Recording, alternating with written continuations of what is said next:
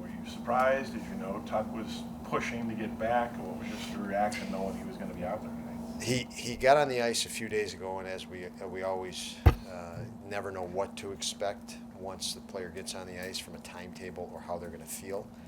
And he's felt good since day one, which means he's tolerated progressive push from day one. And today was another push, obviously integrating back in a practice that wasn't a full goal practice. It was a post-game skate from last night. But I'll have a conversation with him now. Signs are really good. So we'll see what that means in relation to tomorrow. But it absolutely is looking like it's going to be fairly soon, if not tomorrow. How big of a lift is that, considering Mattias' injury, Eric's injury, Dahlin's day-to-day, to have a guy like that with that influence back in the room? Yeah, he is a very big influence. He's grown to that. I mean, even from the start of the year, the last 30 games he's had have probably been some of the best 30 of his career.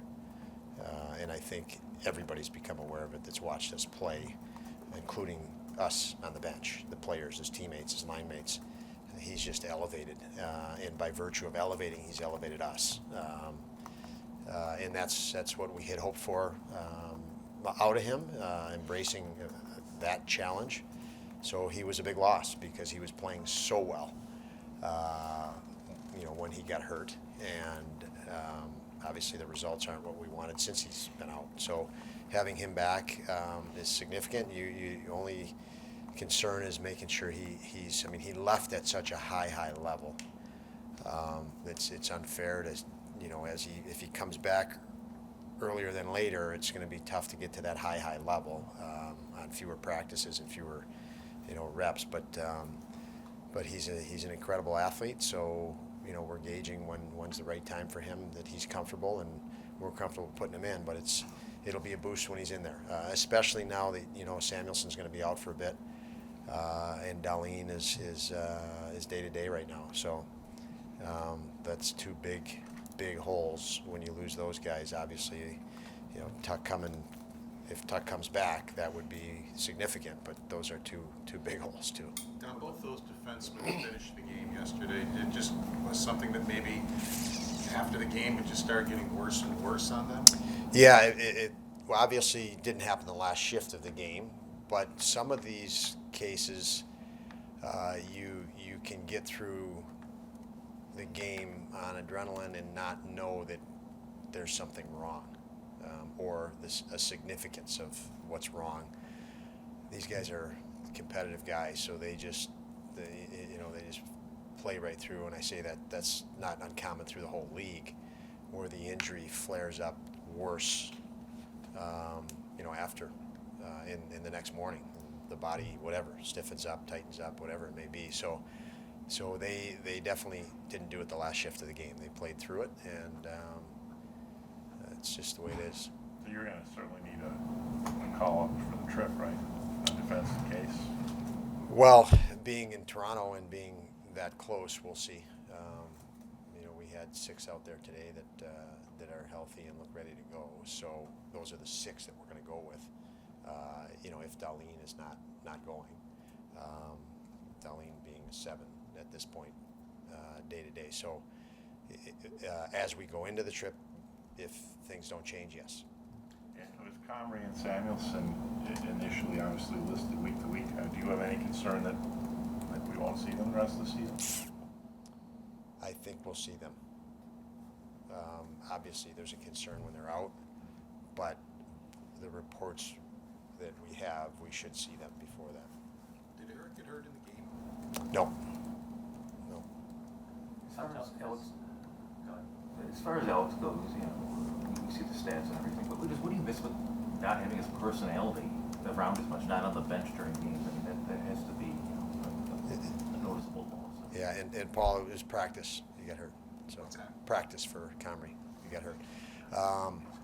Tuch, again, he left with this injury playing the best he's played, like I said, the 30 games prior, 25 games prior, statistically, but even just by the eye and by the impact, it was significant. So it was a downer because you're not losing a guy, you're losing a guy that's playing at such a high level, and the team knows that, feels that. So, and yes, on the personality side, he brings a lot of personality, and he's a guy that's somewhat come in from the outside, and what I mean by that is he gained a lot of experience not in Buffalo, as in with another organization coming in, and so players, we've got a lot of young players that have just been in Sabres, and they're growing, and have him come in with some hindsight, playing in playoffs and playing in big games.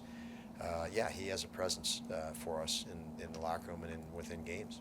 How tough has it been to see Eric Comrie go through what he's gone through this year, injury-wise, and obviously the game the other night was out of his control, but just it seems like a lot of stuff out of his control has gone against him, and I know he's well liked in there. Yeah, you're totally right, Matthew. There's a lot of stuff, unfortunately, that has been impacted him in potentially challenging ways that have been out of his control.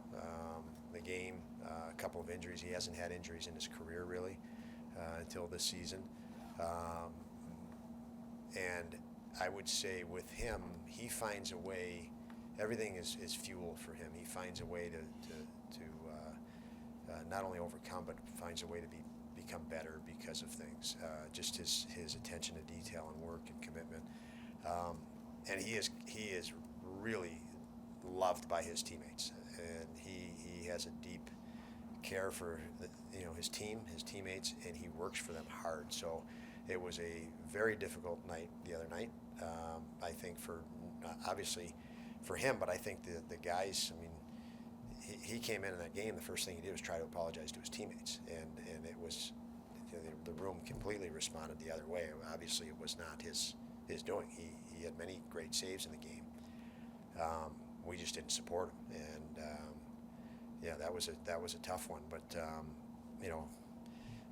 I thought our players responded because of a guy like Comrie and because of the goaltenders to play and buckle down the way they did last night, and I think we understand the need to do that moving forward. Not tomorrow, but make it a permanent, concerted effort to play the game the right way. As discouraging as Thursday was in so many areas, I'm sure you watched yesterday again. You didn't win. You scored one goal. A lot didn't go your way. But how encouraging was that, especially given what it came right off? Yeah, you kick around a lot, defense, and you got to defend, and you got to. I can tell you one thing: if you don't, and you've heard me say, if you don't know how to score in this league, you're going nowhere, zero. You're not going to get where you need to go. And we've worked on that, worked on that. In the process, even dating back to last year, I think the last game of the year we lost 1-0 in Pittsburgh, and we lost the game last year 6-1 in Edmonton, and I can remember that the Tuch Thompson line was -5, and we lost 6-1. If they were even, we would have won 2-1, and it was a hard matchup. And those players, the next morning, had a meeting with that line specifically, and we won 1-0 in Calgary in overtime. The very next day, within 24 hours. So one night they don't defend, and they're -5, and we lose a game 6-2 in Edmonton. And the next night they turn their concentrate focus to that. We don't score a lot, but we win in overtime 1-0. So it's learning how to balance the two. And when you look at the teams that perform at the highest level, they balance the two. And I thought the other night that's what Dallas did extremely well. They defended, but they're a talented enough team to take advantage of the opportunity that's there. They don't overextend for it, and we are moving in that direction bit by bit, and that's what experiencing the sting of that is part of unfortunate process. And I think there's more on the line and there's more at stake now, and that will have a greater impact as a result, and it is. But you only scored one goal, but didn't you feel you good offense in that game? There is no question we generated offense, but when you're focused and concentration, that's you sometimes can't let that go, and we're missing nets or we're hitting sticks or so the you're only going to get that when you have to.